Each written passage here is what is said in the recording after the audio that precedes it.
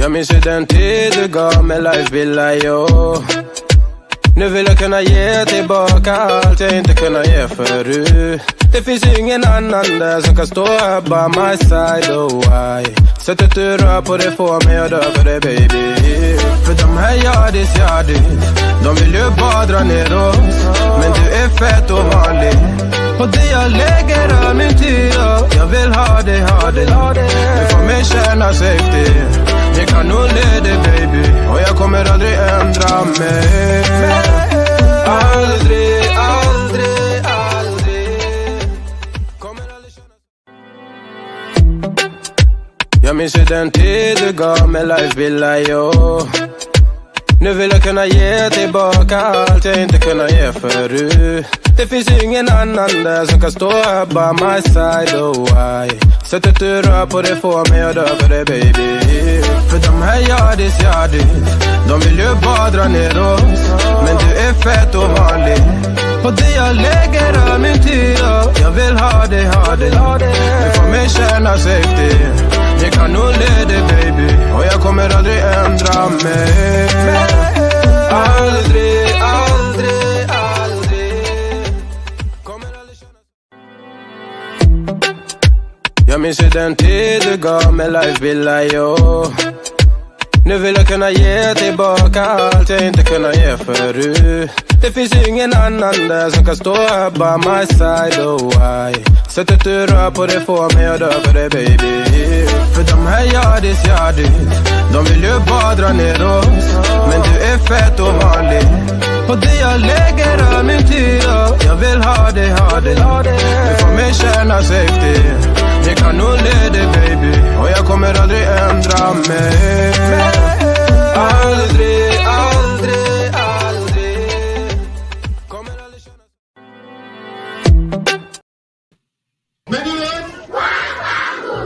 The Tunes and Seeds Farmers Assistance Project is designed for the Gullah Redemption Mission Sierra Leone, along with our partners, to push this mission to create food security through cash crop sustainability.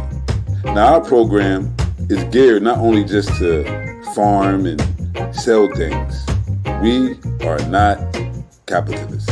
Our goal is to empower and to facilitate the overall socio-economic development of the host communities in which we farm.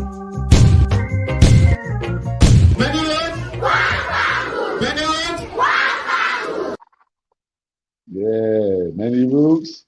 Yeah, Hey. we're back. Season 2, episode 12, Gullah House Show. How's it been, Baba Kimo, man? We've been chilling for a couple of weeks, but we're back today. How are you? I'm good, Chief. Everything is good here in Orangeburg. It's a little cloudy today, but we here and I'm excited. I like the video, the promo and everything. That was excellent. That was fantastic. Hey man, look, man. Shout out to brother Dominique, man, aka brother Kikewa. Oh, right. Yeah, Man, he did an put excellent it job. down.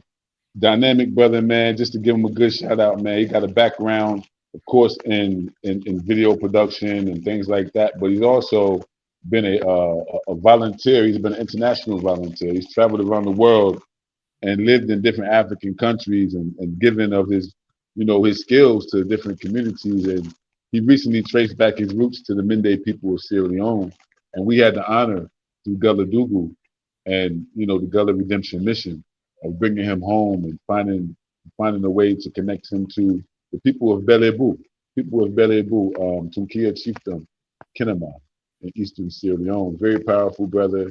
And shout out to him for that video, man. We operate on a basis of volunteerism. We don't have a large budget to be able to pull money around and get people to do what must be done in order to preserve our culture and history. So whenever somebody steps up to contribute something that's as dynamic as that, Baba, you were saying to me for months, man, hey man, we need a good video.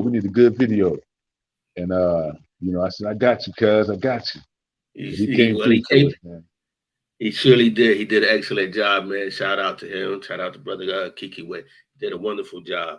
What else you got going on? I saw your campaign, the other campaign about tools and the seeds and tools operation? Yeah, Tools and Seeds is always ongoing. We always want to let people know that, we live here in Sierra Leone, but, we're all connected. We still have an interest. We still have a role to play as well. So we're always doing Tools and Seeds. We're always providing what we can raise to communities that really need it to be able to provide more food and just more economic vitality to their areas. We don't gain a thing from it. It's a it's a way to really provide sustainable development support to different communities. So the places that we're able to take people back to and connect them to their roots are also the same communities that we work with to grow more food and improve the educational sector and things like that. So it gives people an opportunity to feel as though they feel connected to a community, not just to a ethnicity. But now, when you leave here, you know names, you know faces. While you're home, you can say, "Man, I want to help with, digging a well. I want to help to improve the education sector." And because we have our organization, people are able to do that. So it's just a beautiful thing. Tools and Seeds, we're always raising resources. We just was able to um, do some harvesting. It didn't come out too well in one place. The ground nuts didn't grow to the standard that we expected, but we were able to get several bags. And you know, we, as we say in Creole here, we tell God thank you because we didn't have the losses. We did get gains, but we just didn't get what we hoped for. But it's more than what it was, and we're grateful. In the other place, we're going to leave the cassava in the ground longer so it can grow bigger and before we harvest it. But everything is okay, man. We do have a situation where farmers are neglected in terms of healthcare. So a lot of times we do our farming, but we also have to be concerned about the healthcare of the farmers that we work with. Do they have medicine to fight off malaria? If their bodies are in pain, do they have tabs that they can take? Do they have the medicine that they need? And so we're running into that as well. And so I think we're going to be doing a lot more to try to bring some health care to some of these communities as well. Can't just grow food and that's it, but the food allows us in our African tradition to have the most important conversation about survival off rip, food. If I visit your house, you're going to offer me a plate of food. If you visit my house, food is what we share together. So, we can start any communication, any relationship right there. And that's what we did with Tools and Seeds. So we always call for people to support all day. Sounds good, Chief. That's excellent. I know we have something else going on that involves Orangeburg with one of our previous guests, Sister Davis, Sister Celeste, with the cleanup Oh, campaign. yeah. She's excited about that. Can you say something about that also? Oh, yeah. Absolutely. So on September 30th, local organizers all around the world, African descended people, Black people, will be engaging in a international Be Clean mobilization. Be Clean campaign is something that was created by the Black Star Action Network International, initially launched here in Freetown. But since then, over the last 6, 7 years, we've been able to really develop it into a real dynamic, program. And over the last 3 or 4 years, except for 1 year due to COVID, we've been able to mobilize internationally, meaning that we've been able to organize a massive cleanup in different parts of the world on the same day. And it operates as a show of solidarity and it inspires us locally to know that we're not alone. It's one of those things that just gives us a boost of energy every year. For those who are real grassroots organizers like Sister Davis, yourself, people who like to, have our hands in the mud and know what's going on with our people and try to help out wherever we can. This is the kind of campaign that calls you out. It don't matter if you're a Christian, a Muslim, a Jew, whatever you believe in, it don't matter. We all can be clean. We can be clean in our characters. We can be clean in our communities, and we can treat each other better, and we can treat our environment better. So this is a day that we come together to commemorate that spirit that our ancestors always had as well. You know, when you go to these villages, you don't find them all junky and trashy. You know, people take care of their traditional homes. And, you know, it's time for us to take back over public health in our communities. And this is one way. Also, we directly connect this campaign to combating gentrification efforts in our communities. There's people who will come and see your community trashy, and then they will target your community. And before you know it, grandma's house is gone, grandpa's house is gone, the land is gone over to a whole nother community. And then our children are filling up the prisons. And it's a system. It's a system that we have to understand and combat. So I definitely salute Sister Celestine. This year, we're going to have organizers mobilizing in Freetown, Sierra Leone, Lagos, Nigeria, Orangeburg, South Carolina, Jacksonville, Florida, Harlem, New York, DC, Detroit, Oakland, California, the UK. And so, you know, if you're out there in your Orangeburg, salute to you. Get in contact with Sister Celestine Davis. She's, you know, y'all know her. She out there. She a soldier. She on the front line. You know, get out there and let's clean the streets up.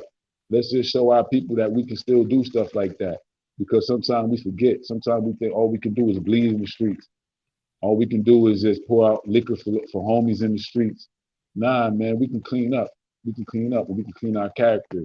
So if you out there in Orangeburg, man, this is me. This is a native boy son right here. Born outside, but definitely love you to the core. Get out there and support our sister. Get out there and support our sister. All right, September 30th. Sounds good, Chief. Sounds good, man. I really enjoy that. I think we can do big things here, not only in Orangeburg, but around the world. Are you Yes, ready? Should we go ahead and bring our guests out? Absolutely, man. Just, you know, before we bring them out, man, I want to say briefly, this brother here is someone who I've only known for but so long, but he's a day one. When I say day one, I mean like from day one, he's been solid with me. He's been an honest brother. And just from seeing his work, I know that he's genuine.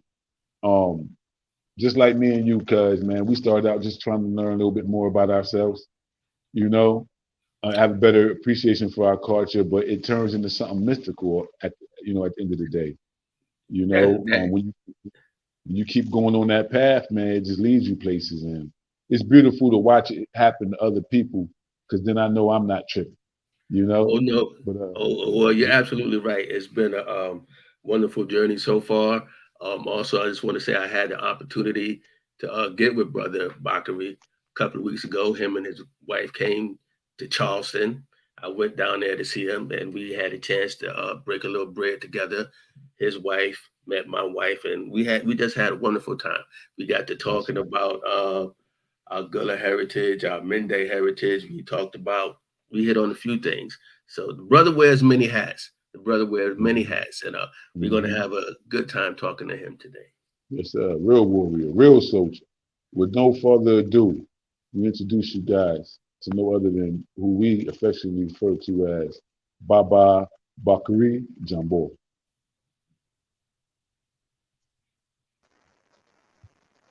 Greetings, fanboy.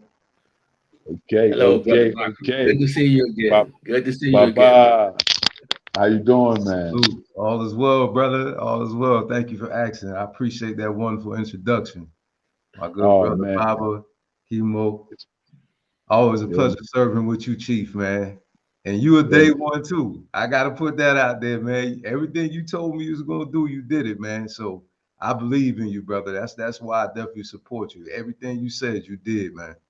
And your genuineness too, man. So I got to put that on the table too. I have to give honor where honor is due. And I thank you for helping me to discover myself more in depthly. All the information that you share, it helped me to have more insight in regards to what the Gullah Geechee people are and our roots and all those wonderful historical things that empower us. So, man, so thank you for helping me to get to know us. Yeah, man, I appreciate it, man. And Baba Chemo, you know what I'm saying? So Yes, I appreciate both man. of you kings, man. Yeah, man. Each one teach one, man. All we ask is that you spread the knowledge, brother. That's let the world know it, man. We here. We never went nowhere, man. We Gullah Geechee bang bang. It's what it is. That's good. That's I great, mean, man. That's great. Hey, brother Bockarie, go ahead and tell us about how you discovered your Geechee heritage, your Mende heritage, and all that.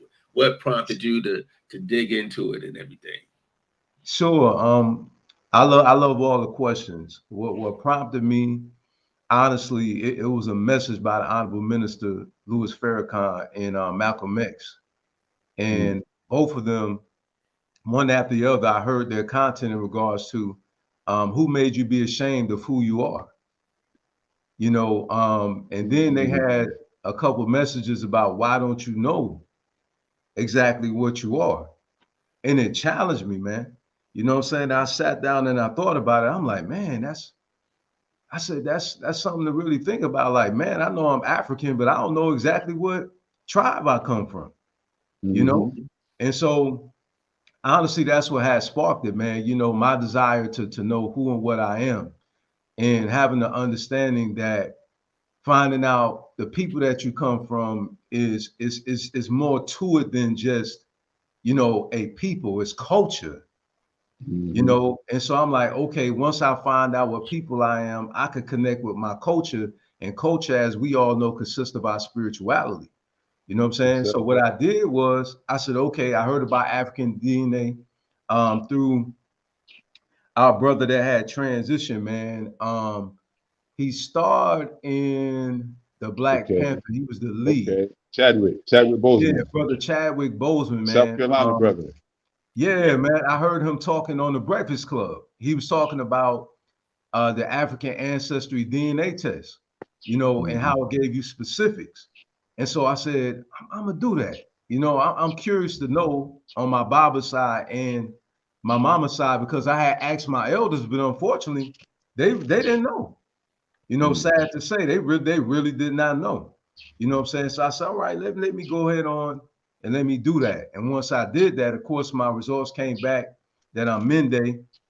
And so I started, researching information about Mende, and then Chief Video came up, Chief Foday, and I heard him, and I was like, this is a powerful brother, man.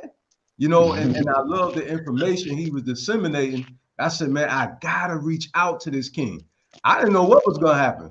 You know what I'm saying? I just said, I'm gonna reach out to him, And man, this brother embraced me with love and in sincerity. Man, we talked for a couple hours, didn't we? Yeah, instantly. All rep. Man. You know what I'm saying? And so that's how I actually started on my journey. And then I started asking some of my elders what particular states we resided in on my side of the family. And so I found out on both sides of my family that we had family members in South Carolina, we had family members in Georgia, we had family members in Florida. And then Chief was the one that helped me to understand. He's like, hey man, you Gullah.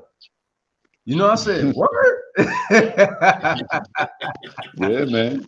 Connect the dots. Honestly, when I grew up in New York, where I'm from, Rochester, New York, to be more specific, I heard my elders talking about the Geechees, and they used to always say, man, that N-word, that N-word Geechee, you know what I'm saying? They say Geechee, but it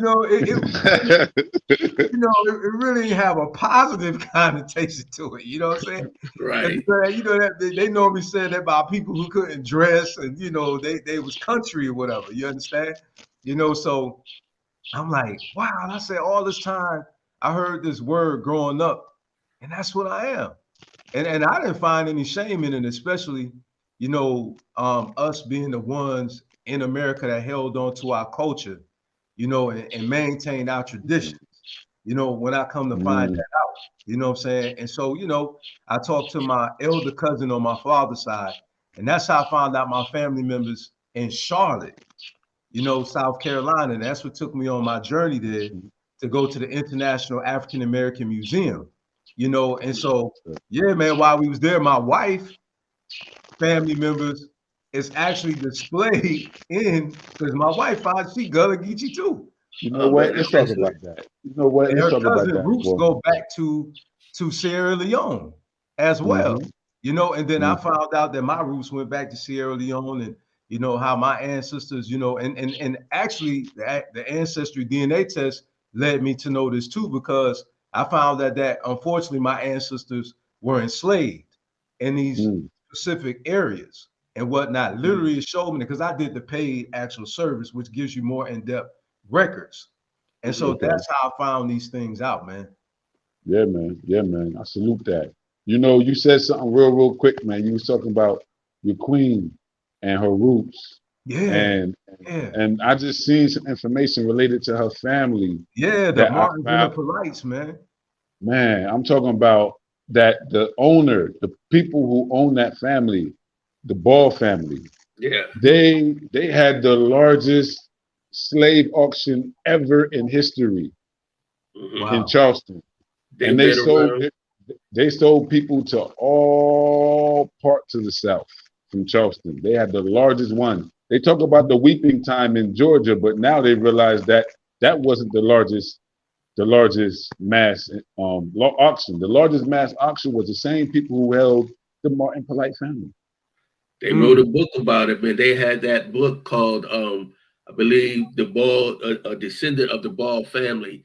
He wrote a book called Slaves in the Family, where he mentions these different plantations and these different families that, not just the Polites, but other families within the Low Country or Orangeburg area. So, yeah, it's deep, man. It's deep. They, Yes, they it were is. And among my the wife, largest.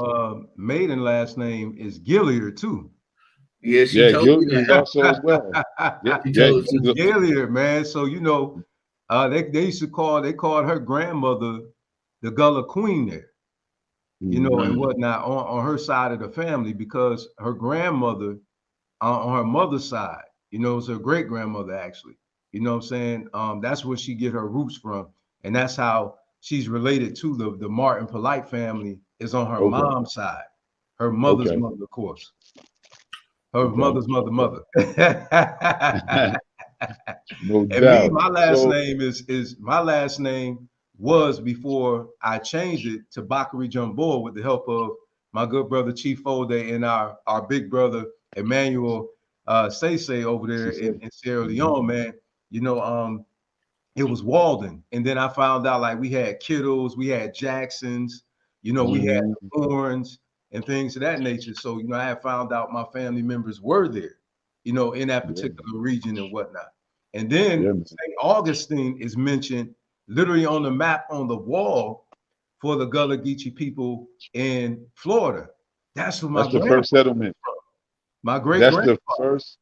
That's the first. That's the first free black settlement in North American history documented.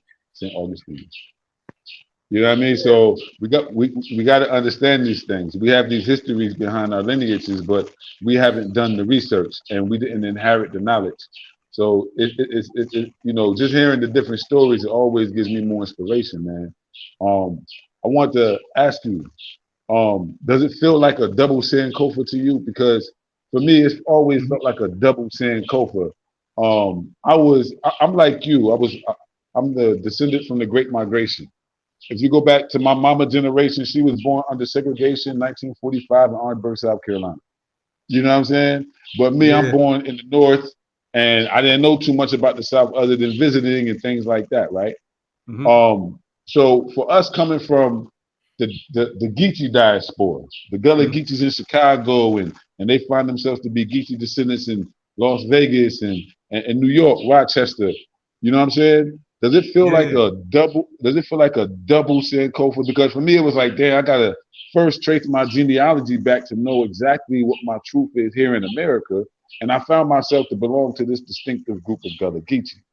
Then I had to jump across the water and see where that connects to, and that landed me here before a DNA test from research. Man, definitely. To answer your question, definitely, man. You know, it did. You know, and I was like, wow. I said, now this is a whole nother culture here. You know, and I went and I tried the food on purpose, man. You know, I wanted to eat what my ancestors were eating. You know what I'm saying?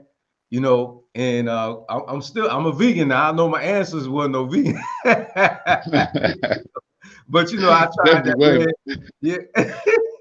But I tried the red rice, man, you know, and things of that nature, man. And it was beautiful, man.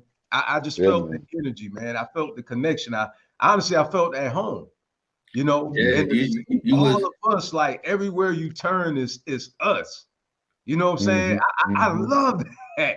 you You know, was it was right like at when I home, had man. went to Jamaica, when we went to Jamaica, man, because I actually had family members that my ancestors went through Jamaica too on my father's side. I'm also a Kele, in which Okay. the Kele people, for some who do not know, the staple was rice as well. So Mm. that's how my bloodline connected to on the Gullah Geechee side as well. You know what I'm saying? Mm-hmm. My ancestors, you know, are also a Kele. Oh yeah, The that Kelly are makes from absolute Gabon, sense. right? Part Gabon, The Kelly people yes, are from Akele Gabon. is our people come from Gabon. Gabon. Absolutely. Speaking of Gabon, I'm Nubian too, speaking of though. Like when you say the Sankofa, man, it's like because as you know, bro, our ancestors, a lot of people don't understand. Like we marry amongst ourselves from different tribes. yeah, You know what I'm saying? So a lot of people yeah. don't even know that they come from more than one tribe. You know what I'm saying? Mm-hmm. Because you're talking about thousands and thousands of years, man. We You all know, our do. We ancestors all do. migrated and moved and went to different Mm-hmm. countries, and so we all have more than one tribe in our bloodline. Oh yeah. Mm-hmm. Absolutely. Well, that's a distinguishing character of African diaspora genealogy.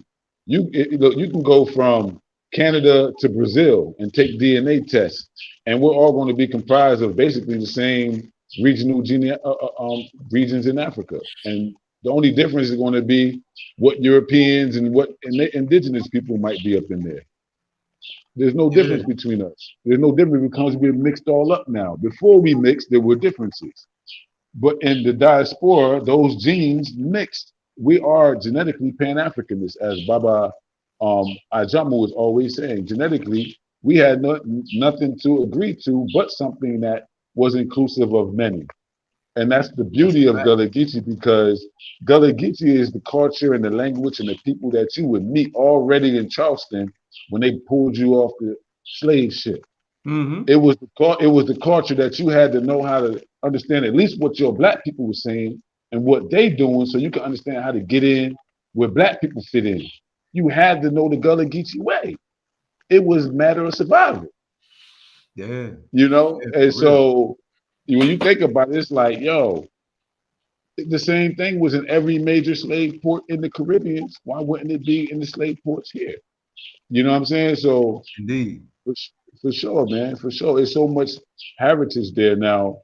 Um, there's a strong Mende, or let me say Sierra Leonean and Congolese connection to the Gullah Geechee people. And you Mm-hmm. said Gabon. Gabon is Yeah, basically the same Bantu people as you see in the Congo. It's basically the same people. Um, they just recently had a coup there. mm-hmm. Yeah. Gabon has been going through some struggles over there. I Mm-hmm. know you plan on getting home. Have you been in contact with anyone on the ground yet? Honestly, that's what I was trying to do. I actually know a sister that's from Gabon, and she's asking around for me to connect me with some Mekele people there. You know what I'm saying? Mm, So yeah, she's looking out. She's looking out for me. She's from okay, there. She's a friend. okay. I think Yeah, I think most definitely. Samuel Jackson is from there, right? Samuel Yeah, Yeah, he's Jackson. yeah. Samuel Jackson roots trace back to Gabon as well, Okay, which he's were from the Bembe colonized by tribe. the French. Yeah, okay, yeah, yeah. okay, Jackson is from the Bembe tribe. That's where he traced his people back there, which I think is something about the Rios, Playa, some river that his people come from. But okay. he's done assimilated, not assimilated, but he has a lot to do with the bone culture now with his people. Are these Bantu peoples? Bantu Yes, speaking people? yeah. Yep. Okay, wow. Wow, wow, wow. And then It's we're crazy we're very because small too. We one of the smallest groups over there, the okay, Akele people. Now that's on my Baba side. That's wow. on my Baba side. So my mama side, that's how I found out I'm Mende when I did my maternal. Then the paternal came back Akele. Hmm. You know, it seems like that too. It seems like a lot of the X or a lot of the mother lines trace back to Mende. And I know it has everything to do with the Bunce Island to Charleston Middle Passage. I've lived here long enough, and I've planted rice with the people to know that the women plant the seed, that the men clear the fields, but the women actually grow the rice. They actually plant the seed. That the knowledge is split. The men have half the knowledge, and the women have half the knowledge. They work together to plant the rice. So I will understand why the European would take women here, and then when you go to Bunce Island, they have a whole section of it that was preserved particularly for women. And so you know that they were taking the women from here. Maybe not everywhere, but they were particularly taking women from here, meaning they were raiding family villages. They wasn't just fighting, taking people from the battlefield. They was targeting families and villages of people who grew rice. And so it's interesting because only the Mende people developed the culture of having fortified villages. They're the only ones who fortified their villages, almost like how you see them doing in Europe. You know, how the castles be having like the whole fort around them, that kind of thing. So I think that might be connected to the X as well. Then when you think about the X with the Mende, it's interesting because they had some migrations that led to some mixing and some assimilation that to produce what we call Mende today, with the women largely being of indigenous stock and the men coming from abroad, many being Mandang. So there's a lot behind it. I can't wait till you get here, man. Yeah, Come grab most this. definitely. Come Yeah, my grab this wife and I, we citizenship, definitely man. talked about it. We coming. Yeah, man. Yeah, man. Come grab this citizenship. It's very important. Very, very important, man. It's already yours. All you gotta do is come home and claim it. It ain't even a matter of, no argumentation. We already cleared that line. You know, you've Yeah. been pushing, fighting. But I'm just I'm very excited for you to be able to go and actually meet the people of Bele Bou in Yes, Turkey. man. I appreciate you being, the mediator between all of that, man.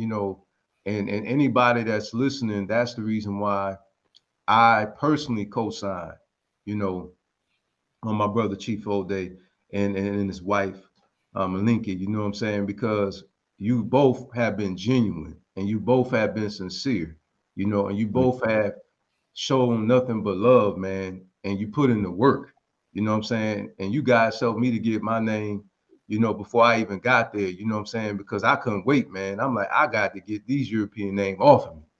Oh yeah. Oh yeah. Like, man, like me and Chief talk, man. Me and Chief talk. He was like, "All right, bro. What I'm saying, I'm gonna look into that for you, man. I'm gonna see because I know ceremonially, you come to the, come back home. You get the name, everything like that. I'm like, look, man. Hey, we gotta move our money a little differently, right now. You know what I'm saying? Yeah. Get the businesses going and everything like that. I'm like, I don't have no time to be sitting around waiting that long to get a traditional name, man. And I wanted to do it, the right way. You know what I'm saying? And I'm like, they named me, things of that nature. I humbly accepted the name Bockarie Jombor, and I pride myself in that, man. Because Yeah, man. that it means a lot. I didn't go on the end and not knocking nobody who did, but it's different though. It's different when your elders in your bloodline actually name you, man, your own people, you know what I'm saying? You actually Yeah, get it man. from a native, it's different. It hit different, Mhm. you know what I'm saying? Because you Mhm. connecting with your culture, man, traditionally. You know what I'm saying? Bro, And so, man, I'm bro. just so humbled and honored to have received, my name. And then my wife, too. My wife got her name, family. Those who don't know, Yes, Jawa Jombor. yes, sir. You know what I'm saying? Yes, Jawa sir. Jombor, man. So her name is Adventurous One. Now check, I have to share this with you guys because Chief said something earlier about it being mystical, being spiritual. Because my wife is adventurous. So Mm. when Baba say told me that, it blew my mind because it married with her character.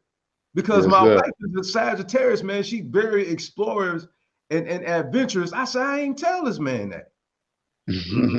I didn't even tell him.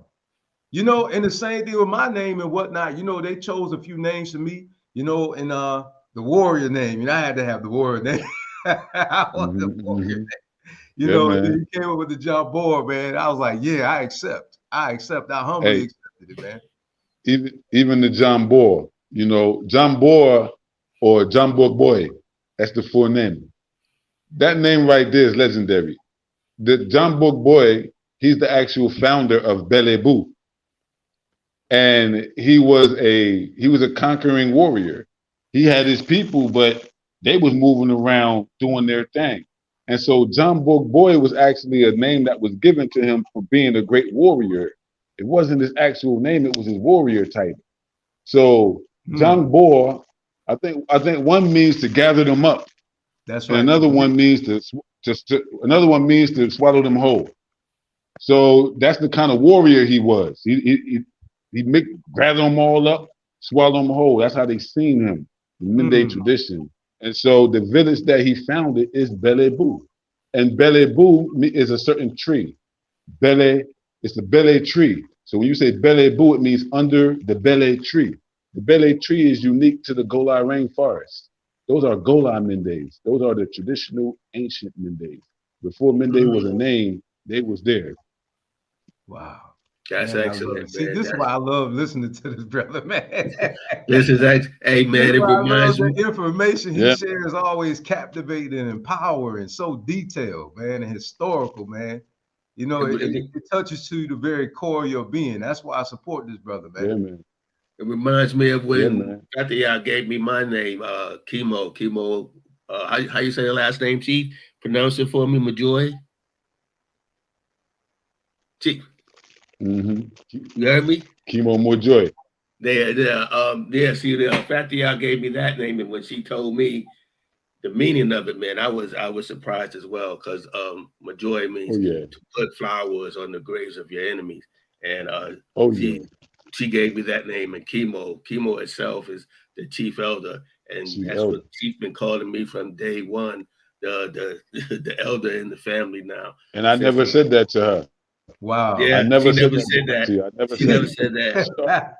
She already Wow. said, man, this my elder chief right here. Like, that's Wow. Yeah, it. That's She deep. already gave him that it's name. it's And it's it's deep. powerful because they have a spiritual connection to us too. The people that we are connecting to are looking for us too.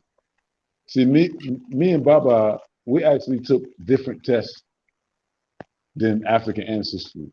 The Mm-hmm. test that we took is showing actual living relatives, people who are alive that are our fourth or fifth cousin.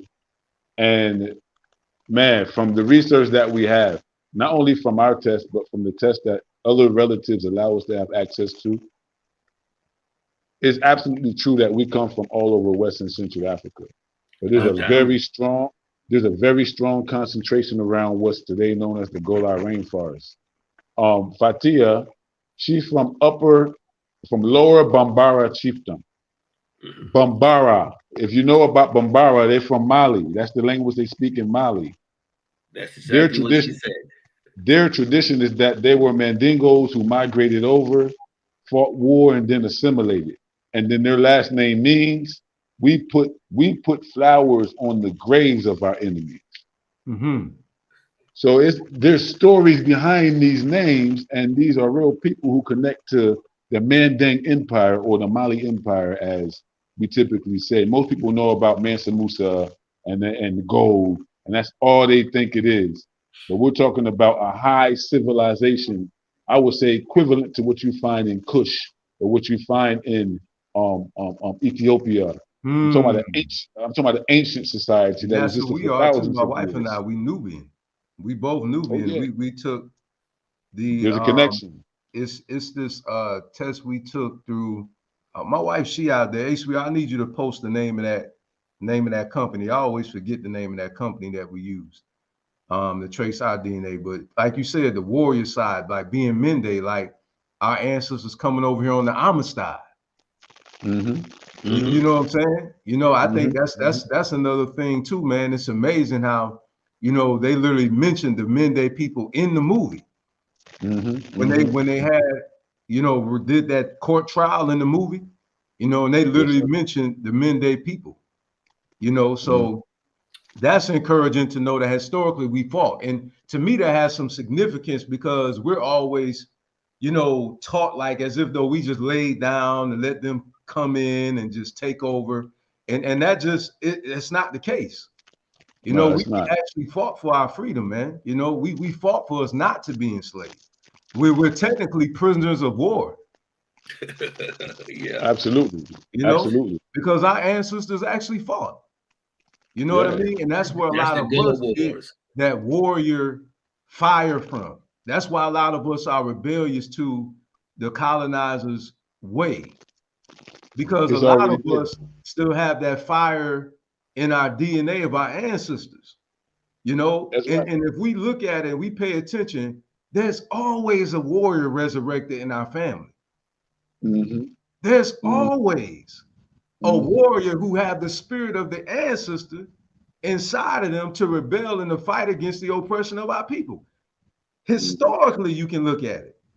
You know what I'm saying? Malcolm X, the Honorable Dr. Martin Luther King Jr., you know, Elijah Muhammad, you know what I'm saying? Aseta Shakur, Angela Davis, you know, Betty Shabazz, Coretta Scott King. Come on, man. We got the spirit of our ancestors inside of us.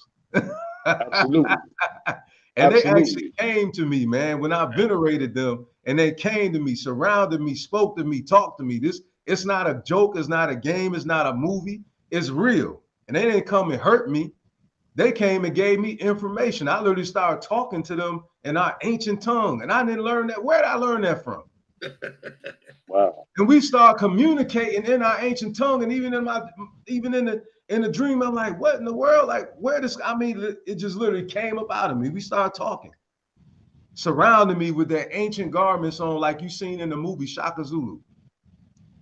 Came to me. Even the ancestor, the female ancestors, the priestess came to me and blessed me. Came to me, man. And that's after I connected with our culture. And that's when I found out the lies that we were told by the colonizer with that book and demonizing our spirituality. That's when I found out that they were lying, because nothing so-called evil or wicked has happened to me, nothing but enlightenment and involving and empowerment. I had to put that in there, man. Yes. That's yes. great. But nah, you know what? I'm so glad. Hey, Kimo, I'm so glad he brought it there, man, because I wanted to bring it full circle, because we really didn't go into Iwa Pele and your spiritual journey, because I believe that the spiritual journey that you on, brother, and the financial leadership that you provide in the community through your work is essential. I think we need like 1 million more warriors in that same regard. And I commend you for that particular work. Can you talk about the spiritual journey that led to you gaining control over your financial life as well as like your personal life by living by character, as opposed to the religious indoctrinated life that we're all accustomed to? We grew up in that. Some of us over-exceeded in that, but it wasn't enough. Can you talk about it? Absolutely. I want to give thanks to our ancestors for raising up in our family my cousin, Joseph Bray, better known as Brother Yusuf. He's the minister over New Life Tools. That's spelled Lyfe Tools, Tools. Check out his YouTube channel. I have to give my cousin a shout out because our ancestors used him to bring to me the Kemetic information. And at the time, I was an elder. And at the time, I didn't embrace the information because I was brainwashed. I was colonized. I was raised as a Christian. You see? And so that seed was planted, though. And it kept coming to me, what is what he's saying is the truth? Because he talked to me about Aset, Asar, and Haru, right? And he started telling me what happened, how we were colonized and things of this nature, you know, how it was forced on us. And, you know, I was like, man, I never heard it in this manner before like this. You know, so it just kept coming to my consciousness, family. And so one day I said, man, let me research what he said. And to my surprise, what he said historically is true about how, you know, the Roman Catholic Church was the ones who you know, created the Bible that we know today, and how, you know, they went around with the doctrine of discovery, you know, in any country that they went to, and they were non-Christians, for them to have the permission to take that country over. And then I had to face the realization that here I am, I'm talking English, I don't even know my language. Right. So the evidence is so vividly clear, man. I didn't run away from, see, some people different. I don't run from the truth. I don't care how painful it is, I embrace it. And me doing that historical research and me finding out what actually happened, man, I renounced it. You know what I'm saying? Because I found out the truth. And to be honest with you, man, I found out they was teaching the Bible wrong. You know, they was teaching tithing, and tithing according to the Bible was actually only for the Hebrew people, the Levites. And they tell you that in Malachi chapter number 1, it says to the house of Israel.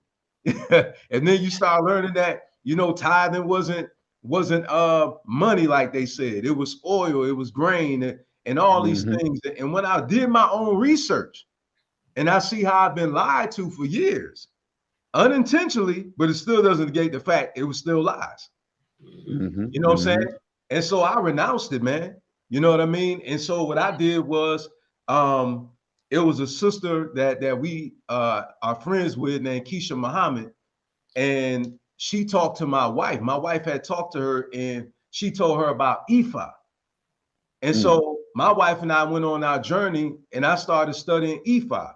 And when I started reading the principles myself, I said, man, we have been deceived. I mean, it taught us how to have self-accountability. It taught us to love ourselves and to love one another, and to be family oriented. And man, when I started seeing from my own research, in fact, I have a book right here. This is a book I got on my journey. It's called A Hero Lofi Song. It's a collection of Yoruba spiritual prayers for our ancestors. And when I read this, man, I was like, wow. Yeah. It was nothing but peace, man. Nothing but love. Nothing but moral principles. Then I studied the 42 laws of Ma'at. You know what I'm saying? And I started seeing nothing but love and peace and honor and respect. And I said, we have been deceived. Absolutely. And from that, my brother, I just took off, man. Spirit chose me. I mean, I can't go any deeper than that, man. The Spirit chose me, man. You know what I'm saying? And I had to follow my call, because at one time I was a bishop when I was a Christian. You know what I'm saying? Actually, I was just, now this is a true story. The same year I renounced religion, Christianity, I got ordained as a bishop that same year. You see that intervention? That's intervention. Same year, man. You know what I'm saying? I stepped down from my office the same year. I literally turned back in my license. I was actually getting ready to get ordained as an apostle, because I had literally started to establish churches in the United States. I was getting ready to plant a church in Florida. I was getting ready to plant a church in Georgia. And then there was a brother over in Africa that wanted me to oversee him. And I was getting ready to go to Africa, which I'm glad I didn't. I'm glad I didn't. You know, to teach that information and to keep our people asleep, I'm glad that I didn't. I'm glad the chains was broken, man. You know what I'm saying? And ever since I studied, and ever since I started doing ancestor veneration, and the ancestors came and visited me and spoke to me and talked to me, man, I was like, this is real. It's real. And it's not evil. It's not wicked. Man, I've been set free, bro. I've been happier. I have I have more joy. You know what I'm saying? You know, wisdom has increased in my life, man. I could think clearer. My discernment is sharper. You know what I'm saying? It's not what we was taught by these colonizers. Yeah, man. Yeah, man. Yeah, man. Me and Chief, we have these conversations about spirituality all the time. And my journey has been very similar to yours, Bockarie. This is what we talk about. We always talk about ancestral veneration, lineage, Oh yeah. restoration. Oh yeah. Restoration is in order. You see me, I post Yeah. that all the time. Your journey is very similar Yeah. to mine, man. Very similar. Yeah, man. I I've think been that I economically think blessed even more too, because I wasn't giving my money to them preachers. Yeah.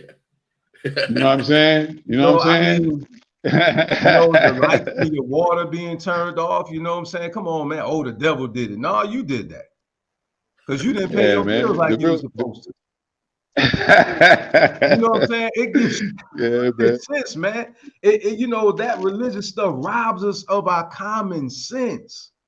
Our common sense. Yes. And then we keep Yeah. blaming this outside force for things that we need to take accountability for. And that's why a lot of us don't grow as a people. We don't mature spiritually.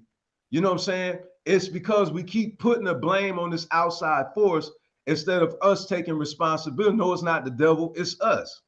It's us making poor decisions. You know what I'm saying? Yeah, It's man. us that yielded to our emotions and allowed ourselves to do things that we shouldn't be doing that put us in some bad positions. It wasn't no entity called first of all, that's not even an African concept. Not even an African concept. It don't exist in Ifa. It don't exist in Voodoo. It don't exist in the Kemetic teachings. It don't exist. It's just you, yourself, and you. Yeah, man. That's it. And once we do that, man, we'll take back our power. Even the Christ concept is taught wrong. It's KRST. You know what I'm saying? The Christ concept is wrong because we are the Christ. We are the anointed ones. You know what I'm saying? We're the ones that's in control of our destiny. We're the masters of our destiny. And that's why a lot Yes. of us still are begging and waiting for the Savior to come out of the. No, you the Savior. You the hero. You save yourself. I ain't gonna say that now, but I'm not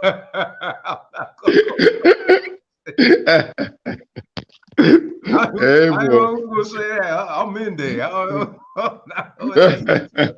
You know what I'm saying? But I know one thing, man, that we have to, get our heads out of the sky, man. And we Yeah. have to take control. And the truth is to make us seem powerless. Yeah. You know what I'm saying? And if we check historically, look at what Shaka Zulu did. Look at what look at what Shaka Zulu did. He defeated the British and he followed after this African spirituality. Yeah. Yeah. You see what I'm saying? Reclaiming your power. Reclaiming your Yeah. power. Look at what Duty Bokman did over in Haiti. Yeah. Look at what they did. They it's a historical fact that they relied on voodoo and put that work in on the enemy. For sure. You know what I mean? Go. It's a historical fact. Why? Because they recognize we got the power. We got to fight. We can't wait for some mythological character to come out the sky and save us. You know what I'm saying? And that's the reason why we still on our knees and we stay on our knees spiritually, economically. We stay on our knees as it relates to destruction and chaos in our families and our communities because the African is literally out of our minds. We have been detached from who and what we are, and our spirituality will reconnect us to who and what we are, and our men, our women, our children, our families, and our communities will be resurrected in power once we return back to ourselves. I'll leave it at that. I agree. I have a question, man. I have a question.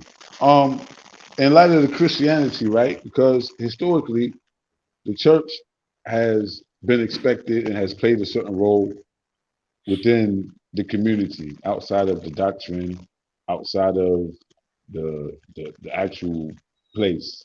The extensions of the church's influence has been like all over everything in our community, all the way down to every individual's values and principles and views. Our standards for thinking has like a Christian basis for it. Even when we walk away from the church, we don't encounter new systems of morals, new systems of ethics, and things like that. And so I appreciate the fact that in your journey, you went back to the African side and discovered that we already had systems in place, already prescribed, that we could reconnect with. But I guess my question is this: is the historical Black church done for as a social economic institution, as a place where our people can go and get some kind of support in their daily lives, if not correct, spiritual guidance? Does the church still play its traditional role of caring for the community, or has it completely destroyed its usefulness at this point? I would not dare conglomerate all congregations and put them in that category like that, because I have been a part of congregations where we were very active in the community, where we did give back to the community. You know what I'm saying? So the Honorable Dr. Martin Luther King Jr., he was a Christian. You know what I'm saying? The Honorable Mosiah Marcus Garvey, you know what I'm saying, had a Christian basis. You know what I'm saying? So I dare not, say that. What I will say is that what we have to do as a people is gain back a family orientation, and we have to gain back more passion for our people. And to be frank with you, man, the economical piece is due to the lack of education, financial education. We depend too much on the Eurasian system to educate us economically. It has failed us time and time again. What we have to connect back with is having more responsibility as elders. We are the first teachers of our children. And it's our responsibility to learn financial strategies that will help to economically empower us. Why don't we go out of our homes and have the mindset to come back into the community with our skill sets to put jobs back in the community so that our dollars can circulate back in the community? It's because at home, we're not programming the mind of our people to be self-preservers. We're not doing that. And then we say, oh, the dollar not circulating in the community. Well, brother and sister, how can the dollar circulate in businesses that don't exist? Whoa, excellent point. They don't exist. Yeah. So we're left to going outside of our community because there is no franchises, there's no gas stations, there's no hospitals, and there's no nurses and doctors and lawyers within our community for us to exchange services and goods for currency. So we complain about that, and it baffles me. Like, how can we support something that's not there? And then the question is, why isn't it there? It's because we've been programmed to work for someone else instead of working for self. Yeah, wage slaves. Yeah.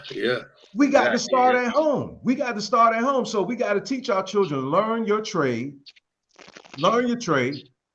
and have a mindset to start your own practice. It's okay to work for someone else, but don't have a mind to work for someone else for the rest of your life. Now, understand me, hear me clearly now. Everybody cannot be a queen bee. Worker bees are absolutely necessary. So everybody has their role in life. What I'm saying is, it's not enough of us that have the mindset of being entrepreneurs. And so that's why we have the lack of grocery stores. And it's not only the lack of resources, it's the education how to properly structure businesses. We're not only just denied because of our ethnicity. I'm gonna prove a point to you. Go to one United Bank, a Black-owned bank, One United Bank. Go to them with bad credit and see if they're going to approve you just because you're Black. So it's not just because we're our ethnicity, it's because we're not bankable. We don't have our businesses registered. We don't have our paperwork together. We don't even have a bank account to prove to the bank that we can pay the loan back, because they have to see money funneling through your bank account in order for you to be able to get approved. How can they give you $1 million loan when your business is not making enough revenue to be able to pay the loan back? Remember, it's a business. So they're not just going to give you $1 million loan because you're black. Oh, I need $1 million. Well, can you pay this $1 million back? See, it's a business. It's a business. So we got to learn, and that's why mom and pop stores stay in the position that they're in. You know why? First of all, if only the neighborhood knows about your grocery store, how can somebody support you? So you got to think about this. Multi-million dollars, right? That means that you have to multiply. So in order for us to get to the multi-millions, we have to do franchises like Tops and Wegmans, and you got the super Walmarts, grocery stores, right? They didn't become billionaires by having one store. So we have to get into the mass production, but you need working capital to do that. And the only way we're going to get the working capital is if our businesses are structured to be funded. And this is a lot of problem too. Then let me say, I got to get this out. It's a lot of people that tell you, don't ask the federal government for anything. I'm going to challenge you on that. I'm going to challenge you on that, because a lot of you got pride. Oh, don't ask the Caucasian man for nothing. Well, who are you asking for reparations? Yeah, and where do you think that's coming from? Where do you think that's coming from? You're not asking an African to give you reparations, right? Now, what am I saying? Some of us miss grants. Some of us miss this funding, which, first of all, you get federally taxed. Hear me clearly. These funds come from federal funding, and you get federally taxed. It's your money. You know what that's like? You're refusing to get Medicaid, and you get taxed for Medicaid. You're refusing to get a Social Security check, and you get taxed Social Security. So this federal funding that come from grants come from your own dollars. It's your money. You the one supposed to know how to get it. You're not begging for nothing. It's your money. It's your money. Absolutely. It's a mental thing. It's a mental thing. You know, it's the way that we've been tricked to think. For sure. Absolutely, man. I had to share that. I'm glad you asked me that, because that's the economical piece, man. My wife and I, you know, our businesses have been approved for loans. You understand what I'm saying? My wife, we literally had 6 figures, man. We multiple 6 figures. So these things I'm teaching you guys, I'm not some on social media teacher. No, my wife and I have literally built these businesses. We're real estate investors. We're life insurance advisors. And also we have an e-commerce store. The e-commerce store is one that yielded us 6 figures. You understand? We have got business loans for both of our businesses. We're able to tell you about these things because that's what we do. And you know what happens a lot is we have these meetings, right? We come together.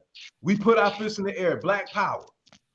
We say all these things, but we all go back home to the same situation. We go back broke. You know why? Because everybody's saying what we need to do, but not talking about how we need to do it. You know why? Because we don't have the knowledge. Think about that. Think about it, seriously. Not throwing those shots, but think about it. We congregate, we come together. We talk about, you know, oh, well, we need to do this. We need to do this. We need to do that. We need to circulate the dollars in our community, blah, blah, blah, blah, blah, blah, blah. But that's the reason why I had to point that out, that we talk about the problem, but how do we fix it? We are solutionaries in our business. We bring to the African community the solutions and teach you how to be bankable, because we got approved for the EIDL loan. We was in position to get the PPP loan. You understand what I'm saying? We actually have gotten funding in the thousands, the double digits for our businesses. So we're telling you what we know. We're not just sitting over here talking. You know what I mean? Right. And this is what's hurting the African community, even in the conscious movements. You know, we got this pride about, you know, not wanting to ask for help and stuff like that. What do you think you're doing when you go into the bank and get a loan, family? Do you not understand that these multi-million-dollar businesses, they sustain themselves through loans, through business loans? They don't use their own money. When you initially start, you do, because you have to register your business. Remember, you don't have a business to fund yet. So when you initially start, you're going to start with some of your own capital.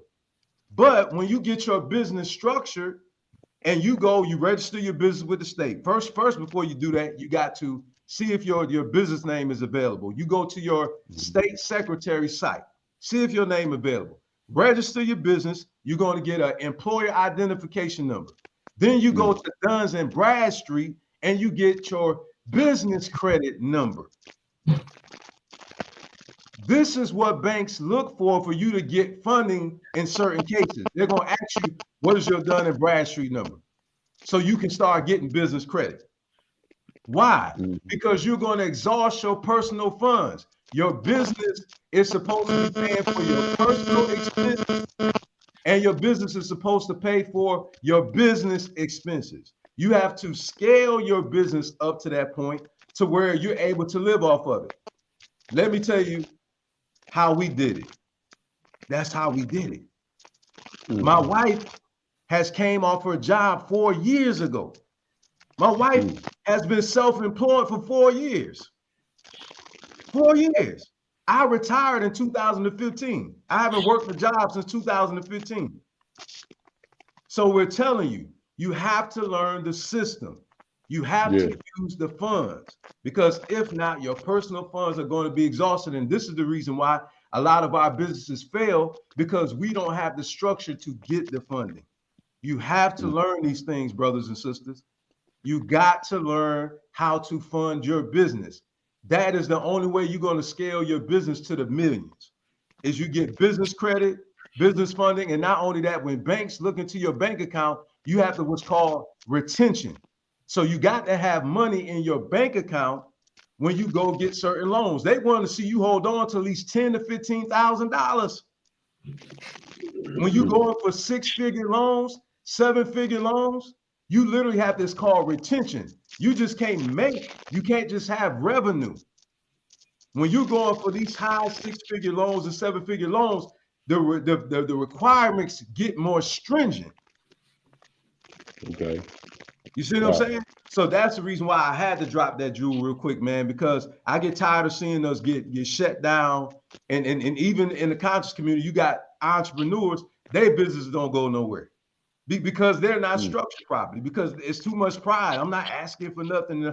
That's why I had to throw that out there. It's your money. You're not begging for nothing. It's actually your money. Get the grants. There's grants out there for minorities, for minority females, for us. You understand? You just got to get with your city. Go down to your, if you got a black commerce in your city, go there, talk to them. And they'll point you in the right direction in regards to funding. Excellent. That's a good point. Good points. That's great. Yeah, there's so much information just in that segment. I think I might have to chop that out and put that up as a short, because that was a whole education in itself, 101. Yeah. Just in a few minutes. You know, most definitely. I had to do it, man. I want to give back to the community, man. I know that a lot of us, you know, we don't have the resources to really pay for a lot of this education. And another thing that'll stop us too, man, you know, from lacking our families, is getting life insurance. We need life insurance. You know, life insurance is a tool, you know what I'm saying, that is very inexpensive. And before we put the money in our heirs' hands, it's important for them to be financially educated and disciplined, because we cannot have generational wealth in our families if the heir is not financially educated and irresponsible. Think about it. They're going to spend the money up. So how can the wealth continue when they spend it up? So we have to leave it too with response. We got to get out of our emotions, man. We got to get out of our feeling. Oh, that's my daughter. That's my son. So what? You work too hard to build up the capital to pass it on in the family so the family won't continue to struggle financially. So why would you do it to your child when you know they always coming and asking you for money all the time? That makes no sense. And they're always in financial trouble. So why would you do it? Absolutely right. You see? So I'm gonna leave it there because I know we be like over an hour. Yeah, you made some excellent points, man. I enjoyed this conversation here today, man. You was teaching, brother. You was teaching, man, and that's what we need. We need somebody like you that can share the knowledge. Like you said, a lot of us are scared to ask for the knowledge, but I'm surely glad that you're one of the ones that will share the knowledge with us. I appreciate that. Absolutely, man. You know it. No problem, man. Oh yeah. It would be amiss for me not to do so, man. So I'm here for all of you guys. You guys just reach out to me, man. You can find me on Facebook, Bockarie Jombor, and I'll be more than happy to sit down with you and give you a free consultation, man. 30-minute free consultation. Ask whatever question you want to. You hear him, family. You hear him. You hear him. I hear him, man. Hey, plug in with Big Bro. And I'm telling you, man, if you're looking for somebody who's well experienced in life, have been through so much, but also know how to maintain these finances. That's the main thing that's really destroying relationships. It's the most stressful thing. In Freetown, we call it money stress. You know, we say money stress. You know, person can be healthy, everything. You say, man, what's wrong with you, man? He said, money stress. Money stress will kill you. Stressing about how much money you got. And like you said, man, I think the knowledge is the cure at the end of the day. And it's not just the knowledge, but welfare too, so I know how I feel. But we need the, you know what? We need the knowledge from the ones who grew up on welfare with us. You don't need the knowledge from that thing real, man. They typically don't understand the nuances of poverty. If you don't come from poverty, then you might understand the Black culture, but you might not understand the poverty. And now you have so much, you know, middle classness is like almost like attitudes are different in different places, depending on where you at. You know what I mean? So yeah, no doubt. This financial education is vital. Let me ask you this: how early do you think we can start with the financial education? Because my mother was a vendor. That was what she did on the side from her job, and she incorporated us in that. So she always found ways to make us be part of the knocking on the doors and promoting the incense and the oils and facilitating the sales. She got us used to doing that kind of thing. How early do you think it is that we can really get our children, the young people involved with some kind of economics, whether it be, you know, urban farming among themselves, some kind of economic productivity, mowing lawns, you know, shoveling snow, something that we can put in their hands at the communal level, you know, that can show them what it's going to take in order to really run a business and, you know, run a life later on. Well, you know, I believe at the age when they start learning like mathematics, man, start teaching them about how money works. You know what I'm saying? Because every child is different as far as their learning ability. So I would say the parent will really have to gauge that when their child is actually ready to be taught, you know, economics in that light. You know, you can have them do chores and you pay them for those chores. And if they halfway do their chores, you give them half of their money. And you help them to understand how it works. Why am I saying? Because that's what happened to me. I'm the man I am today because my elders raised me to be the way I am. Like if I didn't do my chores, I got no money. Oh, so you don't show up to work, you don't get no money. You know what I'm saying? So you start teaching them that. You know, teach them chores, teach them responsibility. You know what I'm saying? You know, when they get to age where they're able to go to work, let them get a job. And guess what? You know what I'm saying? Have them pay the phone bill. Have them pay the cable bill. Have them, why? Because you're teaching them responsibility. You're teaching them, you know, how to be responsible. And the root word in responsibility is responsible. You know what I'm saying? So I would highly encourage the parents to do that. You know what I'm saying? And that personally, I believe, will set them on the right path. Also, parents learn about credit. If you're not savvy about credit, learn about credit. You need to teach your children about credit. They're going to need credit. They need to learn about credit. You know what I'm saying? When you go get a loan, what do they look at? Your credit. So you got to teach them about these things, how it really work, not to max out their credit cards. Why? Because of the takeoff points, utilization. You know what I'm saying? Bring down their score. Teach them how to build up their score. Have them to go get a piece of jewelry from the store, and you make sure they pay on it. Just get a small piece. Why? Because it starts building their credit up. Yeah. It starts building their credit up. You know what I mean? If you have good credit, mom and dad, put them on as an authorized user. That'll help build up their credit score. You know what I'm saying? You know, so those are some things I just pretty much recommend, man. You know, that they start when they see that their children are at the ability to comprehend those things. That's why I would never put a number out there, because I know some children are more advanced than others. For sure, man. For sure. Hopefully that answers your question. Oh yeah, absolutely, man. You hit it right on the button, man, because there's nothing that I can really say back other than, you know, thank you for that, because that's it. That's it. Like, that's exactly what we have to do.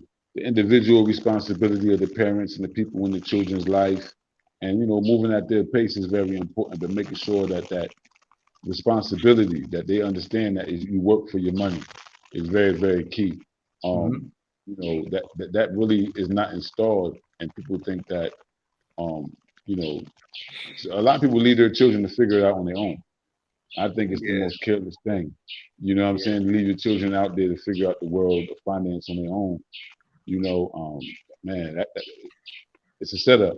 It's a parental setup. Yeah, man. This will revolutionize, you know, our families, man. You know, once we start taking back responsibility as the elders, you know what I'm saying, and the elders become educated, because as I stated earlier, we're the first teachers of our children, the better off they'll be. Because I taught my son these things. I was very fortunate to have people in my life that taught me about investing. You know what I'm saying? That taught me about credit, that taught me about, you know, teaching your children about academic scholarships, teaching your children about athletic scholarships. You know what I'm saying? Why? Because check this out. You know, you can get, you know, a cash value life insurance policy, right? And this policy has a high interest bearing savings account that's attached to it. Soon as you have your child, or if your child is 10, wherever they at right now, you can still get a life insurance policy on it. Get a cash value life insurance policy on your children. Put the money in there. So when it's time for them to go to college, guess what? Got it. Now they can go to school and they don't have to be concerned about student loan debt. If they go to school on an academic scholarship, now the money that you save for them, now they got extra money, right? So what you can do with that now? You can buy them a car. You can get them a house. That's money that could be used as a down payment. And now what we're doing is helping our children to not have so much debt, and then also to be able to have that capital that they need in order for them to be able to make it in the real world. Absolutely, man. Man, you teaching, bro. I could do this for hours, man. I can learn from you for hours, man. You know, I got, you know, but at the same time, man, we're gonna honor the time. Man, I really appreciate you coming through today, man. Really, really, really appreciate you coming through today. We definitely like to get you back on again. You know, it's always family with us, many roots all day. Is there any last things you want to get to the audience and make sure people can get to you, bro? I just want to thank you and Baba Bockarie Jombor, man, for having me on. My good sister Malinke over there as well, man. Got to honor the queen, as well as, you know, Baba Bockarie, your wife, man. Blessings be upon all of y'all. And I appreciate all the love you guys shown me, man. So thank you. And of course, everybody, you can reach me right there by my name, BockarieJombor.com. Okay, literally my first name, no spaces, no slashes, no nothing. BockarieJombor.com, and that'll give you all my social media outlets, to give you all my contact information. And so if you want to talk to me, you know, just hit me up via email, phone call. Let's talk, family. That's all I have, brother. Thank you. Thank Good, you, man. I enjoyed this conversation, man, and I'm glad you had the chance to come on and do your thing. We got to have you back on, brother, because you was definitely teaching the day. Appreciate it, man. Thank you, big bro. Yeah. All right, brother. So, till next time, all day. Many roots, one fanboy, brother. Yeah, all right. One fanboy, brother. Let's yes, go. Hey, Baba, hold on real quick, all right? All right.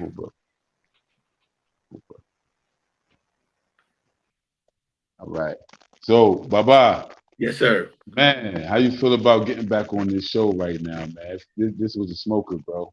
Man, this was excellent, man. This is a great way to start our season. It's a great way to start the show, man. But Bockarie was good. He was good, man. He learned a lot, and I hope the audience learned a lot. And reach out to the brother. He's willing to share his knowledge and his information. Yeah, he has so much knowledge and experience to give away, man, and he's righteous. He's looking for the opportunity. I think we got a few videos, man, we can end off with, but you know, I don't really got too many last words other than y'all stay tuned. In 2 weeks' time, 10 a.m. we'll be back here again. The Gullah House Show, episode 13. Episode 12 is down for the history books. And again, shout out to brother Bockarie and sister Amani Jombor, you know, our family. Ain't no other way to put it, man. Yeah, that's exactly what we are, man. And one more thing, I enjoyed the time what we had with him down in Charleston a couple of weeks ago. We got to meet him and his lovely wife. They met Lisa. We had a good time together. Yeah, I seen the photos, man. Look like that's why I said, man, it's just a beautiful experience, man. It was nice. Coming from where we come from. Yeah, man. You know, it's something bringing us all together, and I think that those who are in it can feel it, even if we can't define it. We're just like it's like the beautiful people that we knew was out there starting to surface. Yeah. You know, them long lost friendships and just them spirits, them souls that's on the same vibe. They're starting to really just show themselves. It's beautiful, man. So I think we're gonna watch a few videos and let the audience go. But bye-bye. Till next time. I'll talk to you soon. Peace, brother. Yeah, man. So we do have a citizenship tour that's coming up, which will be November the 20th through December the 6th. For those of you who have tested through African ancestry and have, came back to one of the ethnic groups. So we do have a citizenship tour that's coming. So we do have a citizenship tour that's coming up, which will be November the 20th through December the 6th. For those of you who have tested through African ancestry and have, came back to one of the ethnic groups here in Sierra Leone, you are entitled to get your citizenship. In order to gain your citizenship, you have to go through a licensed tour company. Gullah Google, we have been doing tours for years. Honestly, for years. We have registered our tour company. We have had a licensed tour company for 4 years. We're welcoming you. So if you fit the category, if you have taken the African ancestry test, and you want to come and obtain your citizenship, now is the time.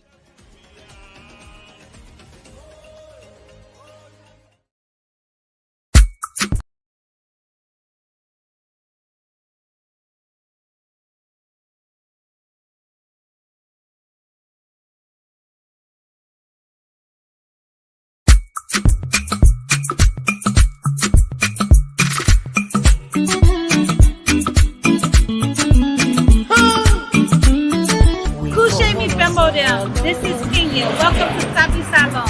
On our first edition, we will be preparing Kasabali, which is the national dish of Sierra Leone. We come for baby. We people that want to see what we do. But in English, it's about home. So we'll be Oh,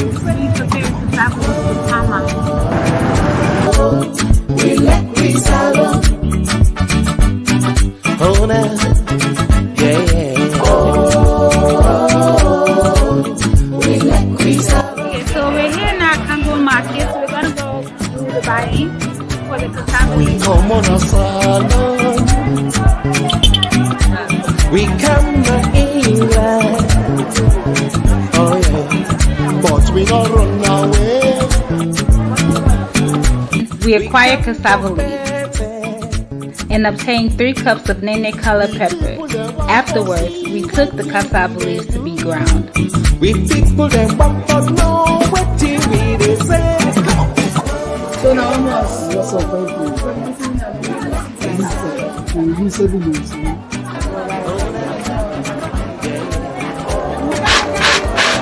One pint for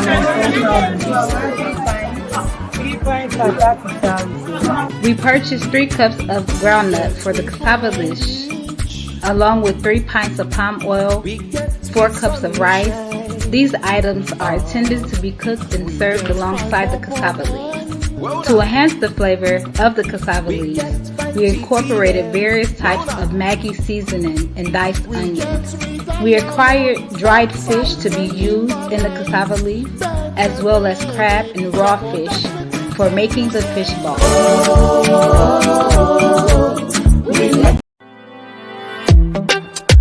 Jag minns ju den tid du gav mig life Villa, yo. Nu vill jag kunna ge tillbaka allt jag inte kunnat ge förut. Det finns ingen annan där som kan stå här by my side, oh why. Sättet du rör på det får mig att dö för dig, baby. För de här yardis, de vill ju bara dra ner oss. Men du är fett och vanlig. Och det jag lägger all min tid på. Jag vill ha dig. Du får mig känna safety. Jag kan nog leda baby. Och jag kommer aldrig ändra mig. Aldrig. Kommer aldrig känna. Jag minns ju den tid du gav mig life Villa, yo. Nu vill jag kunna ge tillbaka allt jag inte kunnat ge förut. Det finns ingen annan där som kan stå här by my side, oh why. Sättet du rör på det får mig att dö för dig, baby. För de här yardis, de vill ju bara dra ner oss. Men du är fett och vanlig.